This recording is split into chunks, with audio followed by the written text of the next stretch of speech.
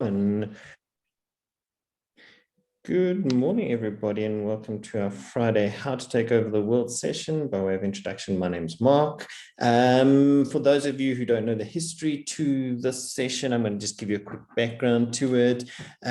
We formed our company a couple of years back, and it primarily just started to grow when COVID arrived, and much of our team was put together remotely where they didn't have the opportunity to learn from each other, engage with each other. We had a Yes Youth cohort with us as well.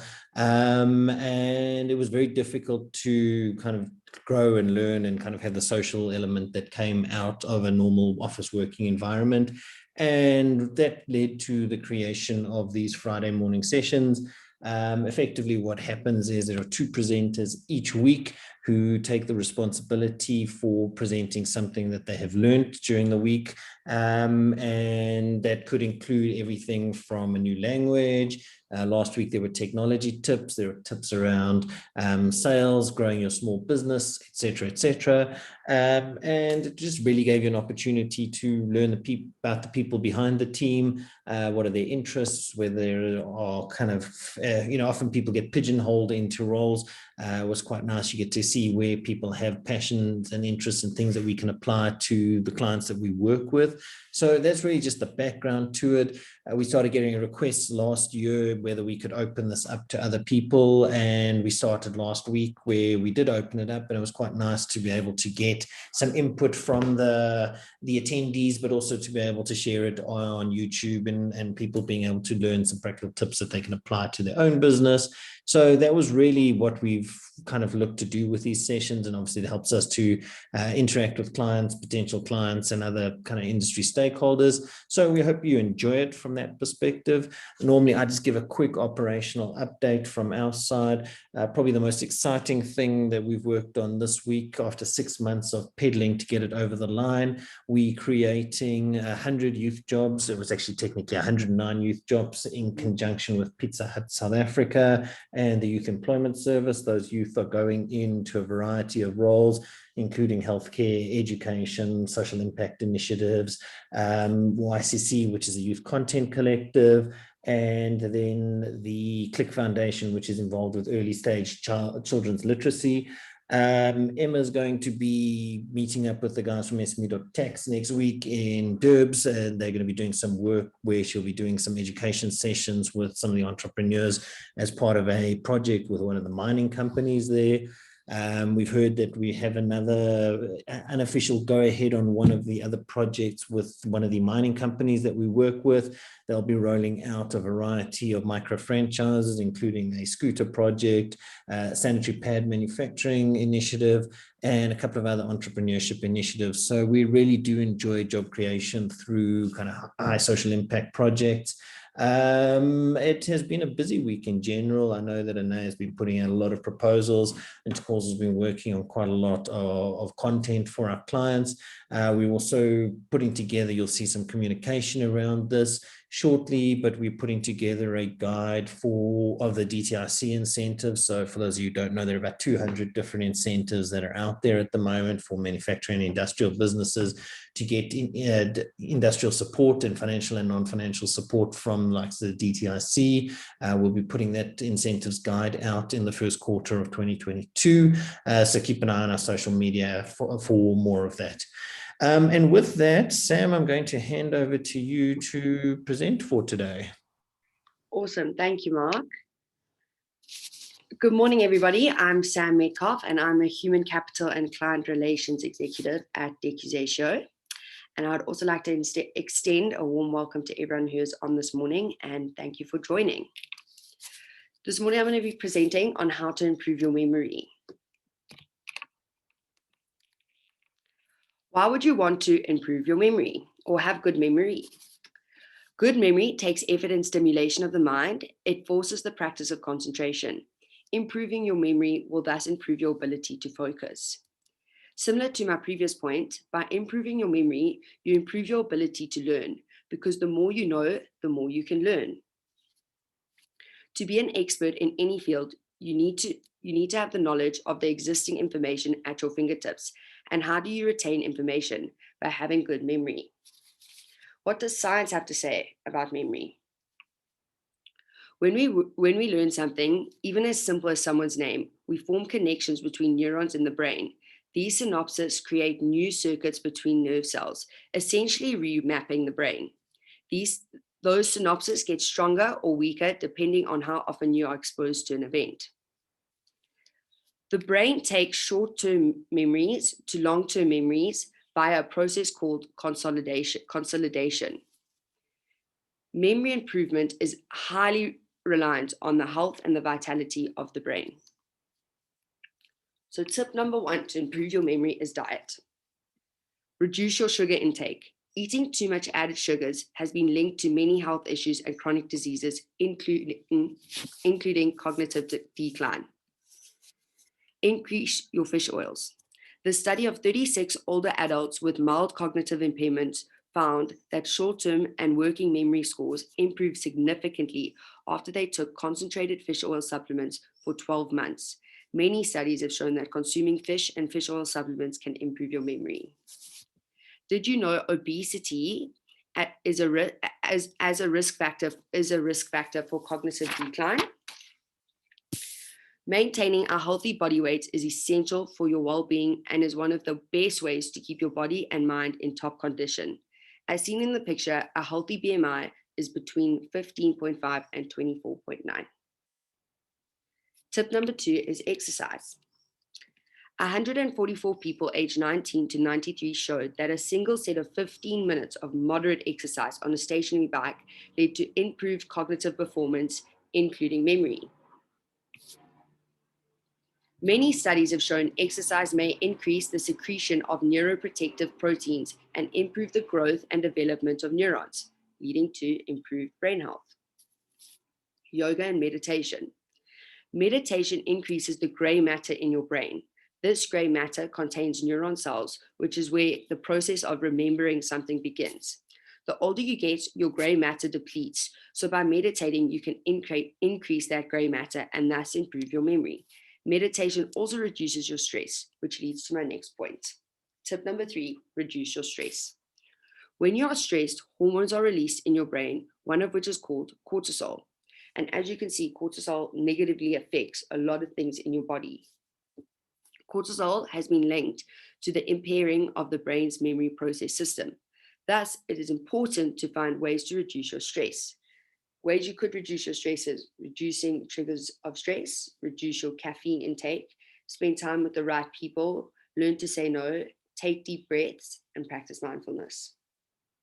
Tip number 4 is quality sleep. Lack of sleep affects a part of the brain called the hippocampus, which is key for making long-term memories. During a night's sleep, some memories are strengthened. Research shows that memories of certain procedures, like playing a melody on a piano, can actually be improved while you are asleep. So to get a good night's quality sleep, avoid blue light before you go to sleep. This is like technological light, so TVs, iPads, laptops, or phones. Also, try aim for an average night's sleep between 7 and 8 hours. Tip number 5, don't just Google it. Retrieving information from your brain improves the neural pathways in the brain. The internet is great, but it has made us mentally lazy. Back to hippocampus. Hippocampus's main responsibility is that consolidation, short-term memories into long-term memories, okay? Studies have shown that the use of GPS has led to the deterioration of the hippocampus health, which is linked to dementia. Look, I'm not saying don't use your GPS when you get lost, but avoid relying on it, especially when you're in areas that you know. Tip number 6, socialize. Humans are social creatures. A strong support system is vital to our emotional and our brain health. A study from 2007 showed that people with very active social lives have the slowest memory decline. Just 10 minutes of talking to another person has shown to improve your memory. Bonus, take up a new hobby. Learning a new skill that stimulates other parts of your brain has also proven to improve your memory. So basically, if you're a numbers introvert, try take up a social art class, or you can just become a pro basketball player. Tip number 7, cacao. This is my favorite tip. Eating dark chocolate can change your brainwave frequency, providing benefits in memory improvement and stress reduction. So how it works is dark chocolate is full of antioxidants, and the brain has frequencies. A gamma frequency is the highest frequency in the brain and is associated with the highest level for cognitive processing and for memory and recall. The gamma frequency is upregulated by the virtue of chocolate's antioxidants. So basically, eating chocolate can change your brainwave frequency, which is providing benefits in memory improvement and stress reduction.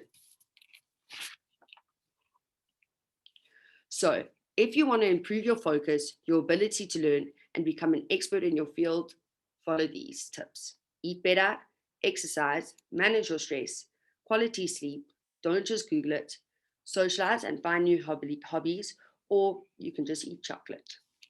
Thank you, everyone. Thank you, Sammy. I think there's two quick points for this. And I actually didn't mention it right up front, but one of the kind of tips and tricks that we've been encouraging for the entire team is to improve presentation skills. I think a lot of work gets done online now, the ability to do sales and client pitches online. So one of the takeaways from these sessions has been to improve the quality of online presenting for everybody. It's one of those skills that doesn't actually get taught to younger people.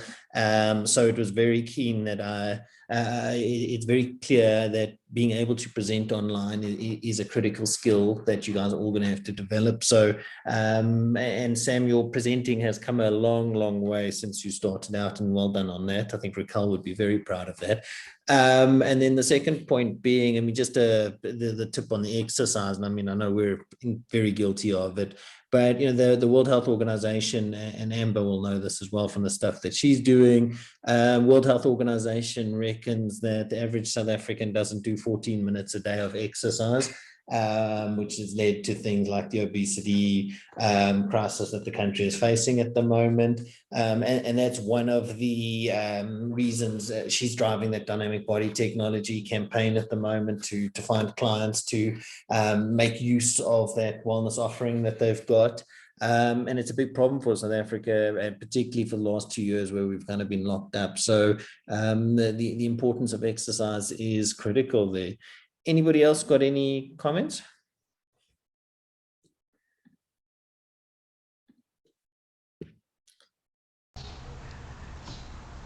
I love how people are actually using the chat to give their comments. So yeah, I can also agree. Good stuff. Thanks, with that, I'm going to hand over to Anae to present Got Grit. Go for it, Anae.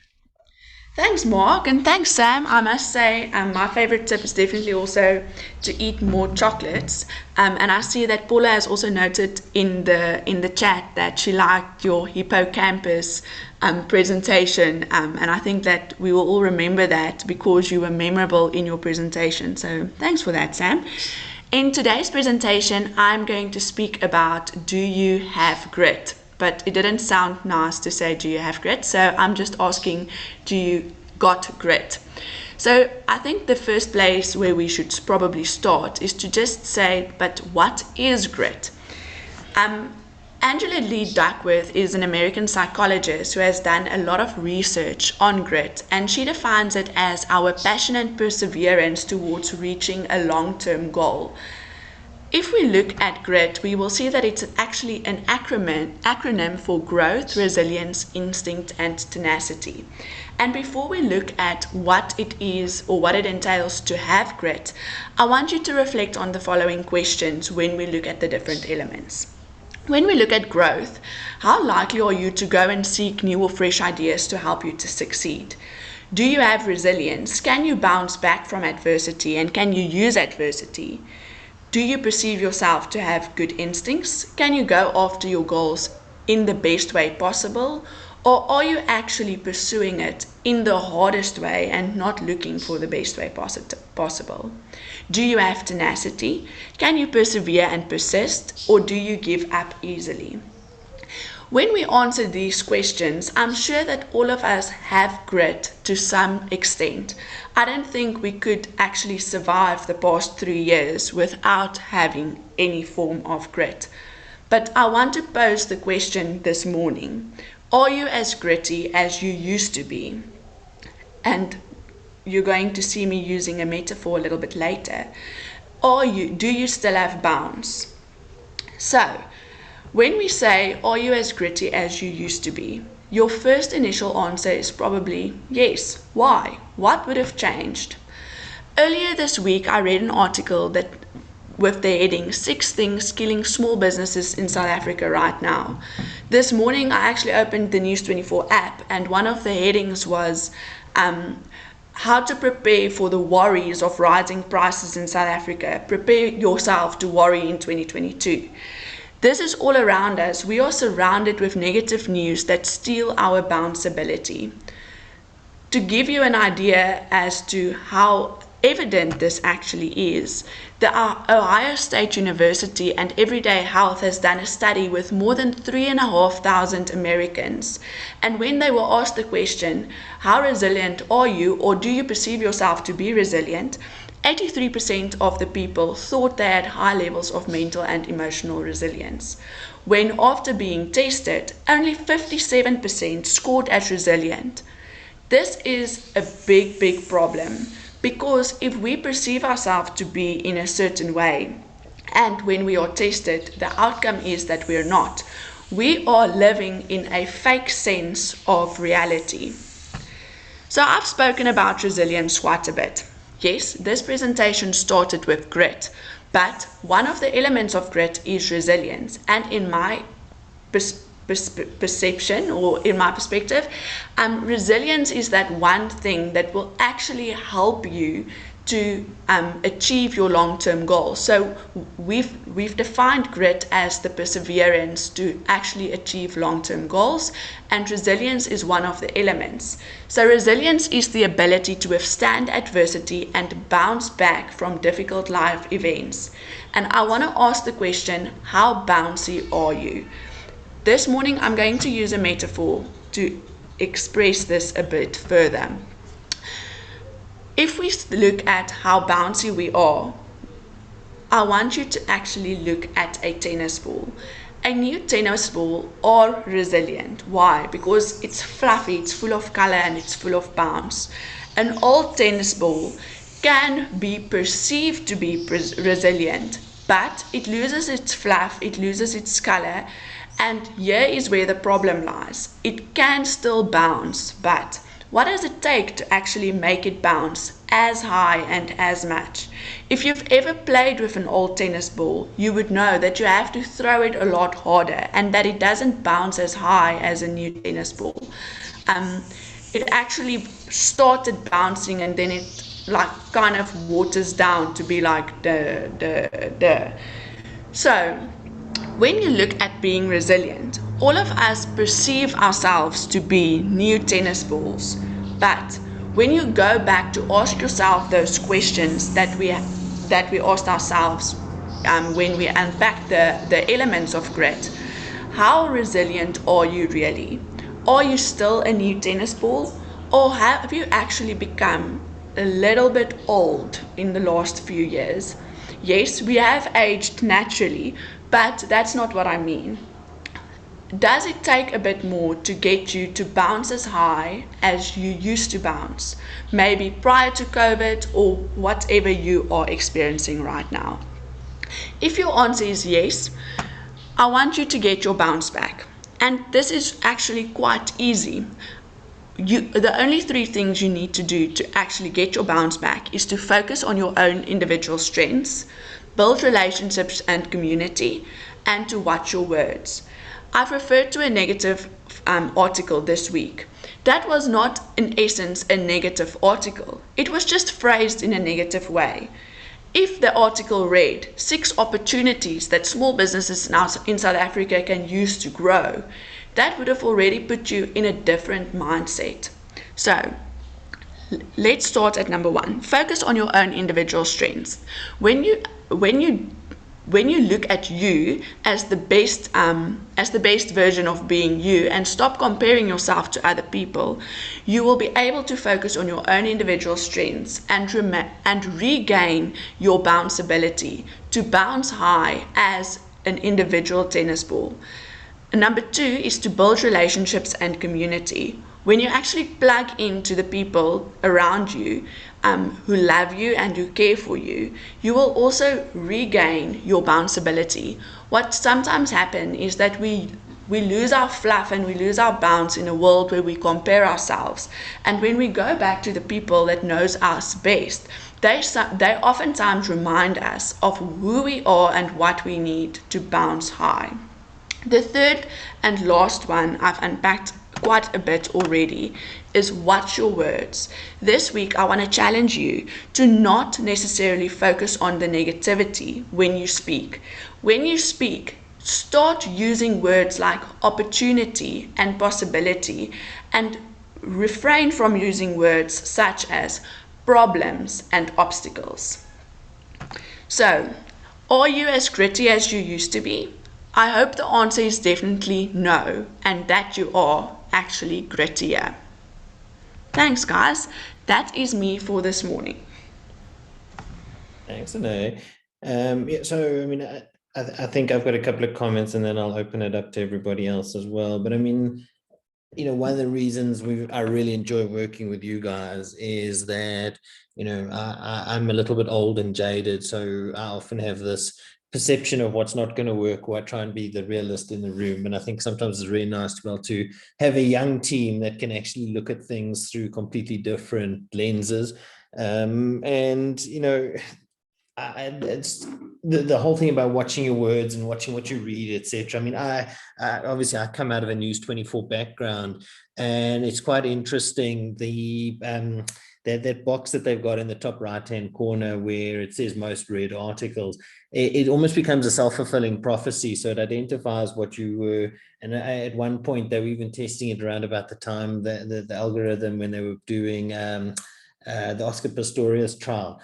And what happened was, people are so intent on looking for bad news that that box where it pops up and says most read, most popular actually ends up being populated based on what you, if you're interested in Oscar Pistorius, who interested in the latest disaster anywhere, you'll find that it actually it keeps pushing more and more of that content toward you, because you find it so almost infectious to be able to go and find the news that is negative. And the saying in media is, if it bleeds, it leads. And so you find yourself often consuming a lot of the content. I mean, Facebook will be the same story. You'll find yourself consuming negative content. And I think a lot of people have actually started to tune out of a lot of the traditional media channels, simply because, there's no shortage of bad news out there. You're welcome to go and, you can find bad news wherever you look. It's harder to find good news. And that was why, like, I started off with the success stories of what we've had. The Pizza Hut story is awesome. 100 lives are changed on the 1st of February. That's not the stuff that's going to make headline news. And we do cool things. And then, I mean, I think the third point, and it was actually Emma has been involved with a bit of a drone pilot program that's going into Richards Bay. And I was chatting to Grant from the drone program, and he just said they're having their busiest time ever. And it's reflecting in those that have gotten through this period are actually starting to see some upside. So yeah, just be careful about buying into the bad news. There is good news out there as well. And I think our clients depend on us to share good news, not just the reasons why things won't work. So that's a comment from my side. I don't know if anybody else has got any thoughts or comments.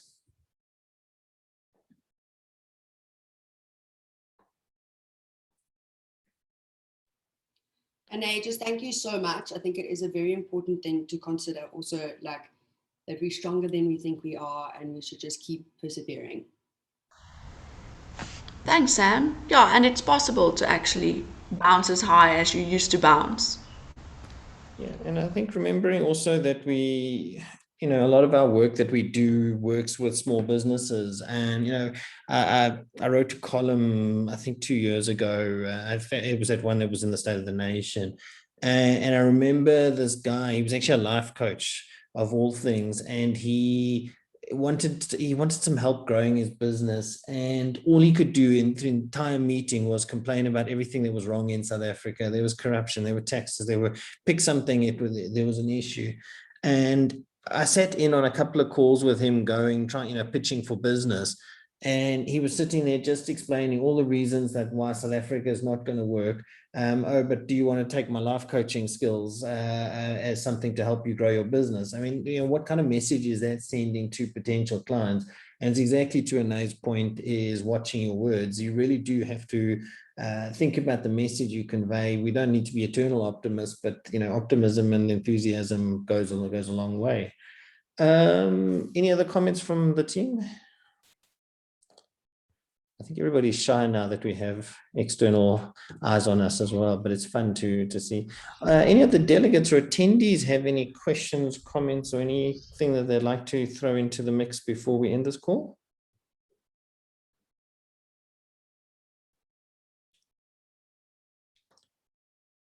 Alrighty, well then, thank you everybody. We've been incredibly efficient. We've run to 7:30 on the dot. It was good fun to have you all here. We will share this presentation and looking forward to engaging with you. It was quite nice after the last week's presentation. We had 2 meetings set up from that, so we're very encouraged by it, and we look forward to chatting to you guys over the course of the week. Thank you, everybody. Thank you, everyone, for joining. Thank you, Mark. Thank you, Anae. Thanks, everyone. Happy Friday. Happy Friday, everybody. Thanks, everybody. Happy Friday. Bye. Happy Friday. Mark, there's someone who has a hand up. Temba. Oh,